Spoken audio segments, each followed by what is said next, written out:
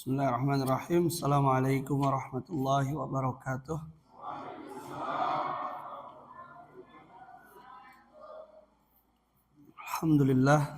Alhamdulillahi rabbil alamin. Assalatu wassalamu ala asyrafil anbiya'i wal mursalin. Nabiyina Muhammadin wa ala alihi wa ashabihi ajma'in. Amma ba'd. Alhamdulillah Bapak dan Ibu, kita bertemu lagi. Dan saat ini untuk di sesi terakhir ini, karena kitab Tauhid sudah selesai kita pelajari bersama, maka insya Allah kita masuk ke buku yang baru, ke kitab yang baru. Filenya sudah dikirim ke grup ya, insya Allah, dan mungkin barangkali pekan depan bisa kita bagikan nuskhahnya, insya Allah. Kita akan membahas nanti dalam beberapa kali pertemuan yang tidak terlalu tebal, hanya mungkin 4-5 kali pertemuan, insya Allah. Kitab yang kita bahas ini masih ada kaitannya dengan kitab yang kemarin, masih tentang tauhid, tapi memang ini lebih simpel, lebih ringkas, tetapi kelebihannya adalah lebih tajam, tanpa basa-basi. Nama kitabnya adalah Al-Qawaidul Arba', yaitu 4 kaidah. Maksudnya adalah dengan mempelajari 4 kaidah dari kitab ini, maka sedikitnya kita akan mengetahui secara umum tentang apa itu tauhid, tentang bagaimana agar kita tidak terjatuh ke dalam perbuatan dosa besar, yaitu berupa kesyirikan.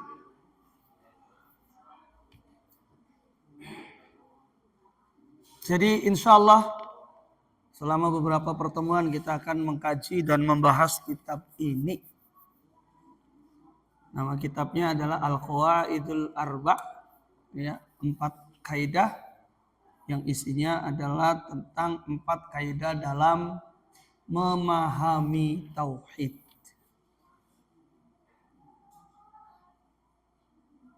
Ada yang mau bacakan, Pak? Silakan. Pak Haji Naim mungkin. Monggo. Bismillahirrahmanirrahim.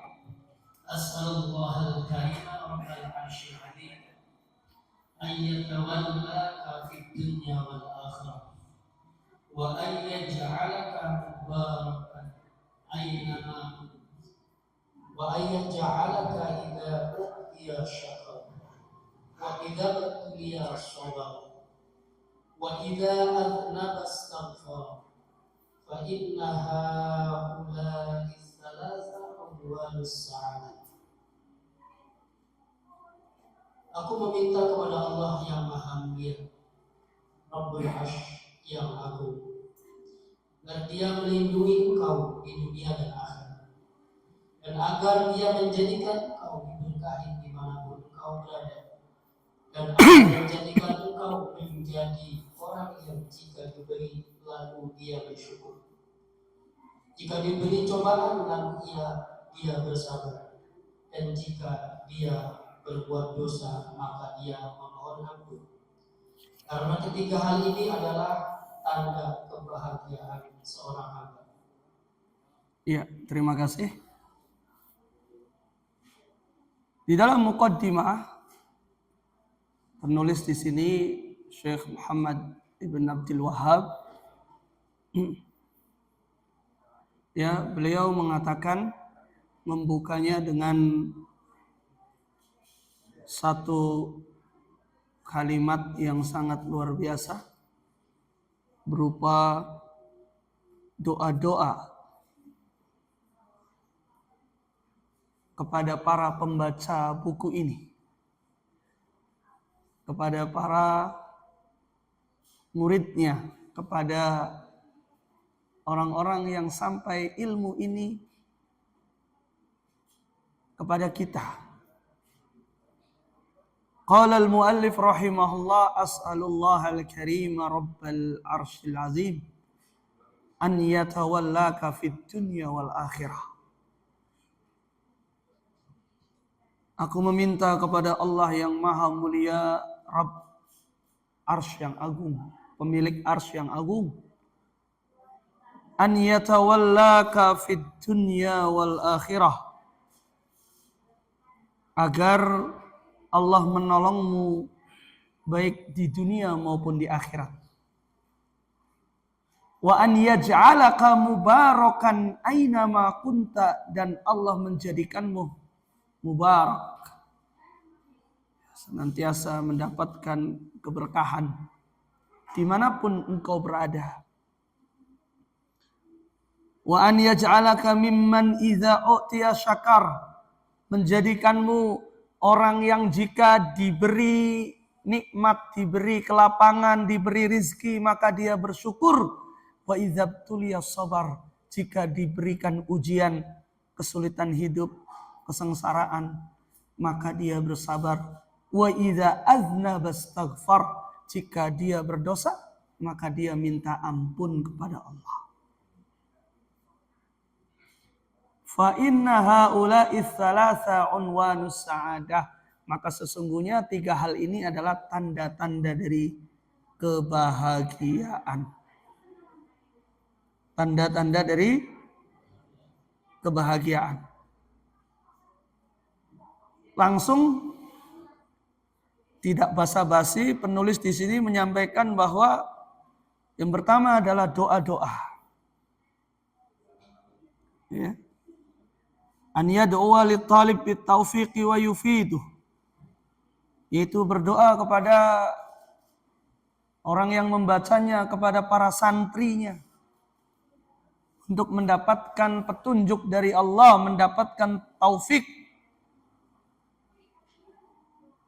Dan tidak ragu bahwa ketika seorang santri, seorang jamaah, ya, jika ya Allah mengabulkan doa-doanya, maka dia akan mendapatkan kebahagiaan. Di sini poin yang sangat penting kita dapati pelajarannya. Masya Allah, membuka kalimat, membuka buku diawali dengan doa kebaikan bagi orang yang membaca. Kemudian yang berikutnya adalah tentang doa keberkahan. Doa mendapatkan resep kebahagiaan. Banyak orang ingin mencari kebahagiaan di dunia ini. Ada yang bahagia kalau dia bisa memiliki rumah yang mewah, harta yang banyak. Ada yang bahagia itu kalau apa? Kalau sudah punya pegang kekuasaan. Dan bahkan mungkin kedatangan kita di Arab Saudi ini, di Riyadh juga diantaranya adalah ingin apa? Ingin cari bahagia. Kenapa Pak Sanusi kok betah sekali di Arab Saudi misalnya? Saya ingin membahagiakan anak dan istri. Kenapa Pak Tajuddin betah sekali? Saya ingin membahagiakan diri saya. Ada banyak alasan orang ingin hidup bahagia, ingin A, ingin B, ingin C gitu kan. Bahkan Ada orang itu bahagia itu kalau orang sengsara dia bahagia. Ada yang begitu ya? Senang lihat orang itu susah. Senang lihat orang susah, susah lihat orang senang.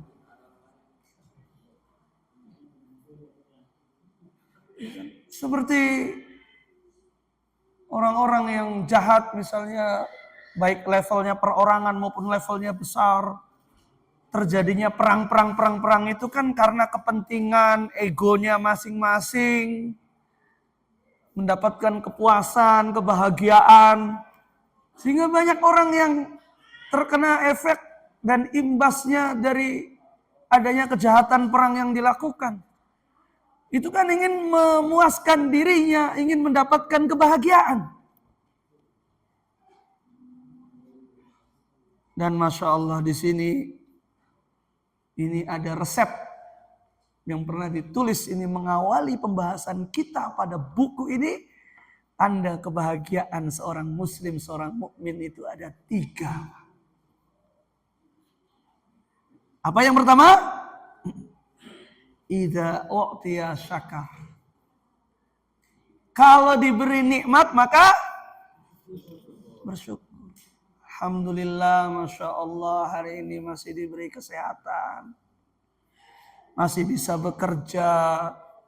Masih bisa menafkahi anak, menafkahi istri. Masih bisa datang ke pengajian. Wa idza betuliya sabar. Jika diberikan ujian, sabar. Sabar, Pak. Apa itu sabar? Apa itu sabar, Pak? Hah? Menerima ketentuan Allah. Cari solusinya, bukan diam aja ya sabar. Aduh hidup kok susah banget, saya udah sabar aja lah. Ya sabar tuh jangan diam aja, ayo ikut sama kita ke Riyadh gitu kan, banyak kerjaan. Ah itu. Wa idza aznaba astaghfar, jika berdosa maka istighfar, minta ampun.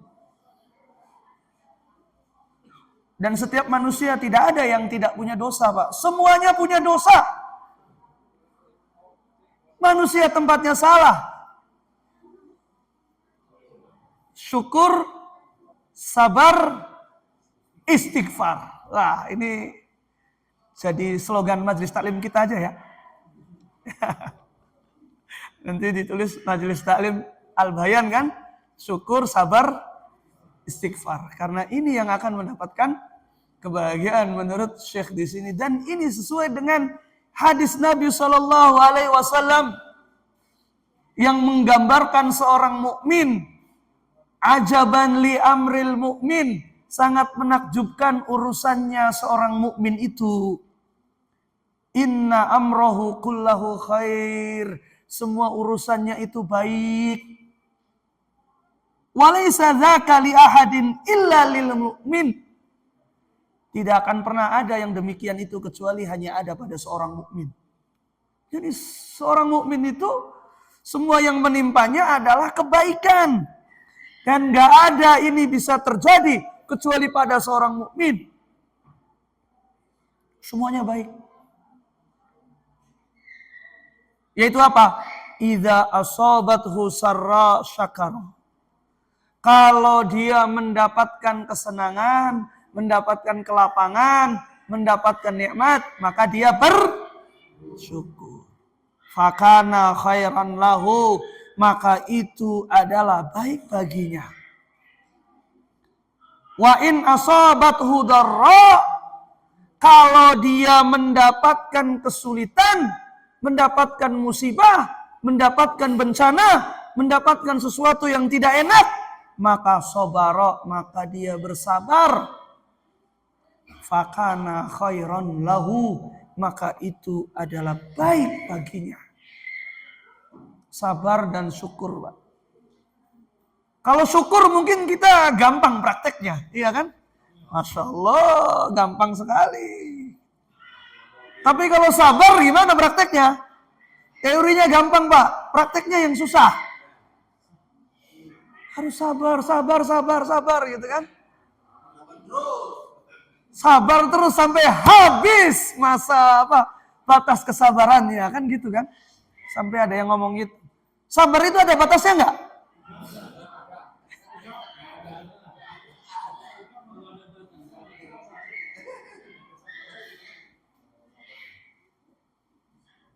Sabar itu ada batasnya enggak? Sudah habis batas kesabaran saya. Artinya sudah nggak sabar lagi. Ya mungkin masih ada kesabarannya, cuma lagi hilang aja. Ya, ini satu buah nasihat untuk kita bersama. Memang idealnya seorang mukmin itu begitu. Idealnya begitu. Insya Allah. Hamba yang bersyukur, hamba yang bersabar, hamba yang senantiasa istighfar. Wa hadza huwal wajib 'alal mu'min an yashkurallaha indar rakha indan na'am. Inilah satu hal yang mesti dilakukan, kewajiban setiap orang yang beriman untuk senantiasa bersyukur kepada Allah saat mendapatkan kelapangan, mendapatkan nikmat seperti nikmat sehat, wal afiyah, wa nikmatil Islam, nikmat Islam, nikmatul aulad, nikmat diberikan karunia banyak anak, nikmatul mal, nikmat harta. Harta itu disebutkan di sini sebagai salah satu nikmat dari Allah. Ya. Ila ghairi dzalika fahuwa yashkurullaha 'alaiha bi ta'ati amrihi wa tarki nahyihi. Yaitu dia itu bersyukur kepada Allah dengan cara apa? Mentaati Allah dan meninggalkan larangannya. Bagaimana kita menjadi seorang hamba yang bersyukur saat kita diberikan nikmat yang banyak? Misalnya, Masya Allah, Alhamdulillah Allah berikan nikmat kepada kita. Di sini pekerjaan mudah, uangnya sedikit-sedikit bisa terkumpul. Bagaimana cara seorang hamba mensyukuri nikmat ketika dia mendapatkan harta yang banyak ini? Ya? Berbagi. Apalagi? Ingat bahwasanya harta yang terbaik adalah harta yang ketika ia dipegang oleh seorang yang beriman, digunakan di jalan yang benar, dinafkahkan untuk nafkah yang halal, dipakai untuk kebaikan, dan tentu di sana kalau kita memiliki harta yang sudah memiliki nisab misalnya, ada hak milik orang-orang fakir dan miskin. Kita juga jangan pelit untuk berbagi, kita bersedekah dan lain-lainnya. Ya. Maka di sini disebutkan fa huwa yashkurullaha 'alaiha bi ta'ati amrihi wa tarki nahyihi, yaitu bersyukur kepada Allah dengan mentaatinya, mentaati perintahnya dan meninggalkan larangannya. Ya.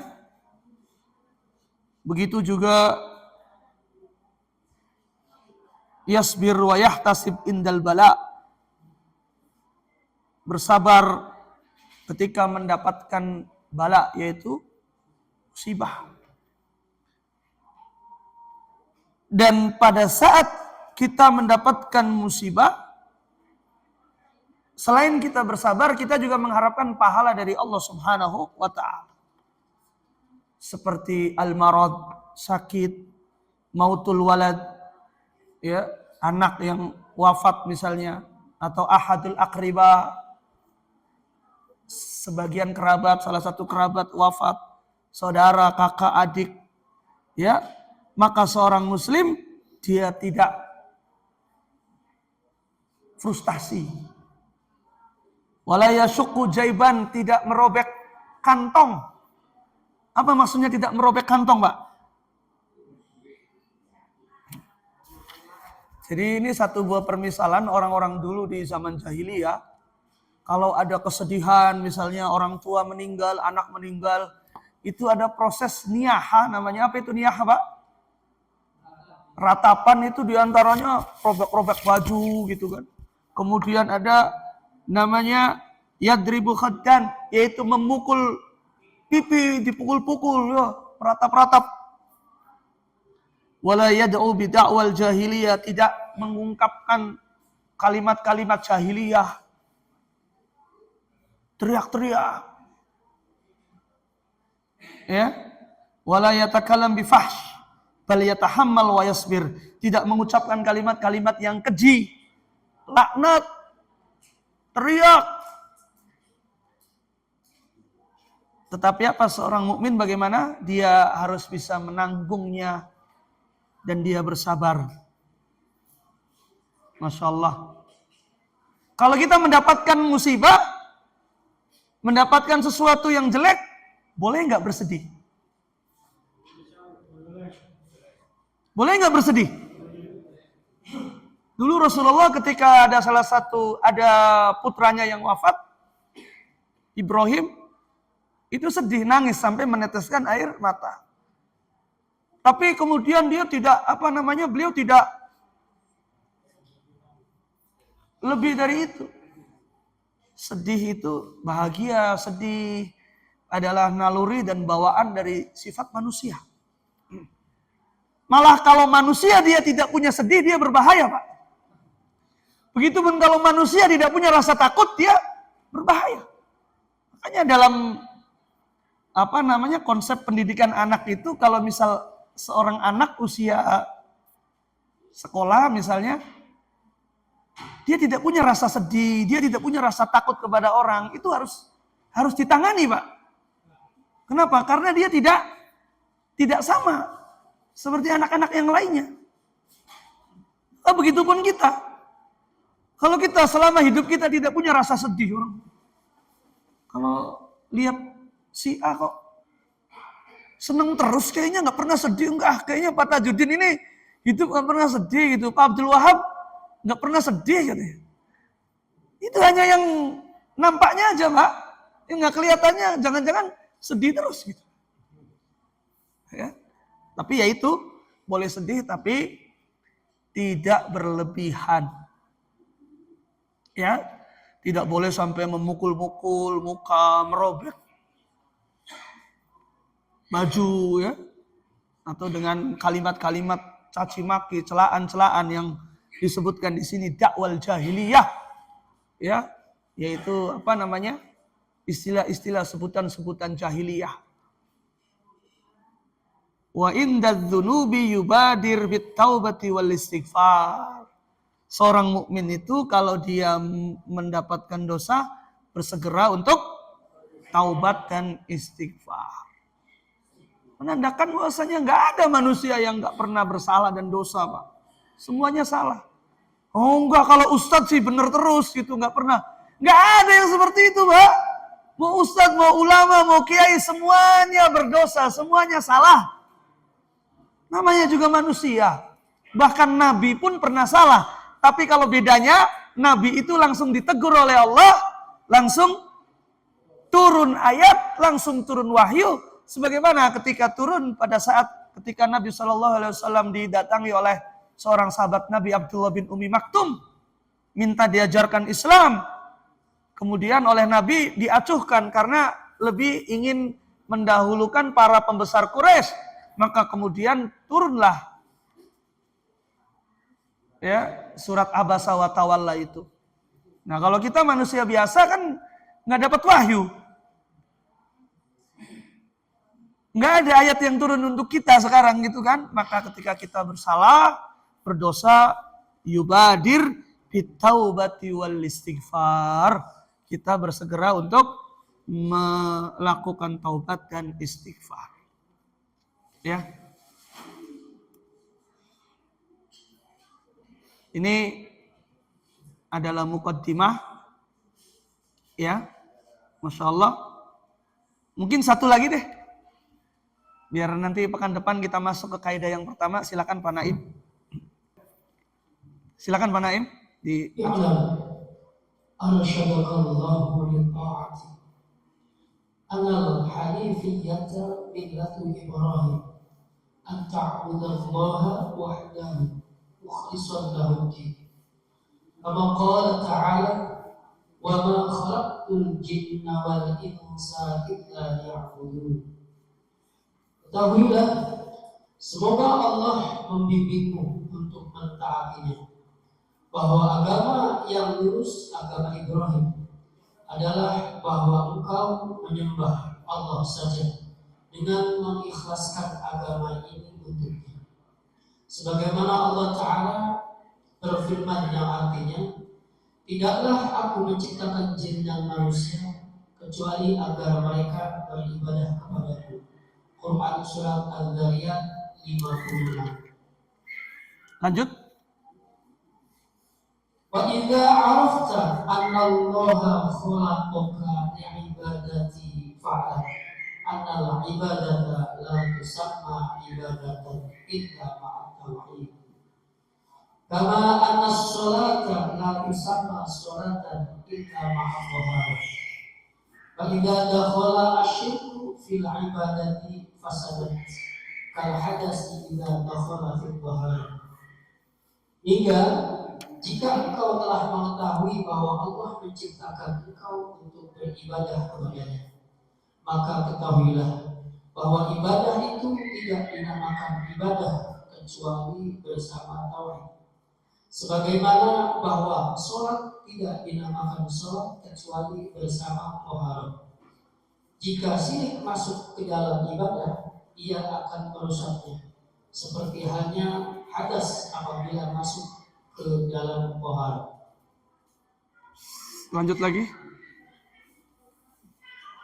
Wa idza arafta anna syirka idza khalatal ibadata afsadaha wa ahbatal amala wa sara sahibihi fil khalidina minal khalidina fil arafta anna ahamma ma 'alaika ma'rifatu dzalik la'alla Allah ayukhlisuka min hadhihi syabakati wa hiya asyirku billah.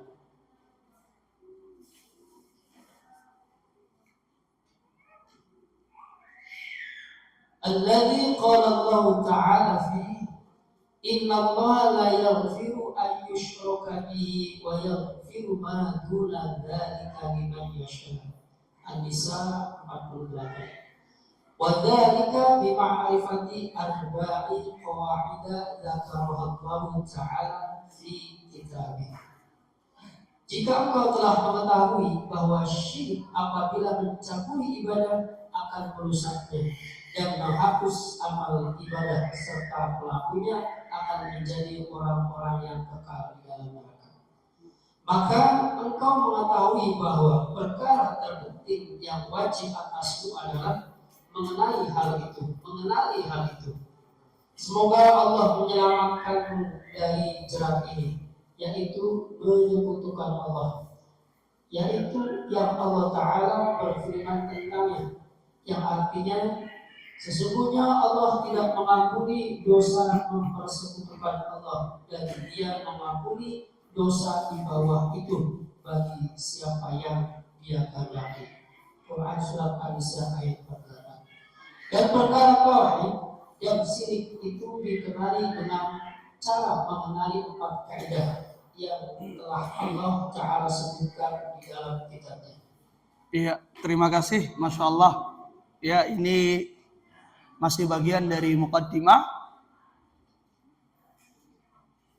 yang sangat luar biasa. Penulis mendoakan i'lam arsyadakallahu li ta'atih. Semoga Allah menunjukkan kepadamu untuk senantiasa menjalankan ketaatan. Menyampaikan tentang agama yang lurus, yaitu milahnya Ibrahim, yang mengajarkan kepada tauhid. Sebagaimana disebutkan di dalam ayat, wa ma khalaqtul jinna wal insa illa liya'budun. Tidaklah aku ciptakan jin dan manusia kecuali hanya untuk beribadah kepadaku. Lalu kemudian di sini menyambung keterangannya dengan bahwasanya ibadah itu tidak dinamakan ibadah kecuali dia harus dengan tauhid. Jadi ibadah yang dilakukan dia harus ada unsur tauhid. Sebagaimana salat itu tidak dinamakan salat kalau dia tidak thaharah, tidak bersuci. Orang salat kemudian tanpa wudu, sah enggak salatnya? Ibadah tapi ternyata dia tidak bertauhid, maka sah enggak ibadahnya? Fa idza dakhala syirk fil ibadati fasadat. Kalau ternyata masuk kesyirikan, mensekutukan Allah dalam ibadah, maka ibadahnya rusak enggak? Salat yang harusnya ditujukan kepada Allah saja, ternyata dia ria, pengen dinilai oleh orang, pengen dipuji oleh orang. Salatnya diterima oleh Allah enggak? Maka kal hadasi idza dakhala fit thaharah, itu seperti hadas kalau masuk ke dalam thaharah, ya. Kita sudah suci, kita sudah siap sholat, ternyata ada yang keluar dari tubuh kita, angin keluar, batal nggak? Kalau sholat, sholatnya sah nggak? Nah, seperti itulah tauhid dalam hal ibadah, maka dia itu sangat prinsip dan sangat penting sekali. Insya Allah nanti akan kita lanjutkan di pertemuan yang berikutnya, akan membahas tentang apa saja kaidah-kaidah. Kaidah pertama, kedua, ketiga, keempat. Kaidahnya sedikit Pak, cuma 4. Ya, insya Allah nanti mudah-mudahan kita bisa menyelesaikannya. Mudah-mudahan sehat selalu dan jangan lupa untuk menggapai kebahagiaan. Ada berapa tadi? Ada 3 kalau kita ingin cari bahagia. Yang pertama apa? Kita bersyukur kalau diberi nikmat. Yang kedua, kalau diberi ujian bersabar. Yang ketiga, ketika berdosa maka beristighfar. Ini kita jadi slogan Majelis Taklim kita aja deh. Syukur, sabar, istighfar. Ya, mudah-mudahan Allah Subhanahu wa taala mengampuni dosa-dosa kita. Allah Subhanahu wa taala memberikan kekuatan kepada kita. Insyaallah Jumat depan hadir lagi. Allahumma sholli ala Muhammad wa ala ali Muhammad kama shallaita ala Ibrahim wa ala ali Ibrahim innaka Hamidum Majid. Allahumma ighfir lil muslimina wal muslimat wal mu'minina wal mu'minat al ahya'i minhum wal amwat innaka sami'un qaribun mujibud da'awat ya qadiyal hajat. Rabbana ighfir lana wa li ikhwanina alladhina sabaquna bil iman wa la taj'al fi qulubina ghillan lil ladzina amanu rabbana innaka ra'ufur rahim. Rabbana atina fid dunya hasanah wa fil akhirati hasanah wa qina adzabannar. Subhanakallahumma bihamdika asyhadu an la ilaha illa anta astaghfiruka wa atubu ilaik. Assalamualaikum warahmatullahi wabarakatuh.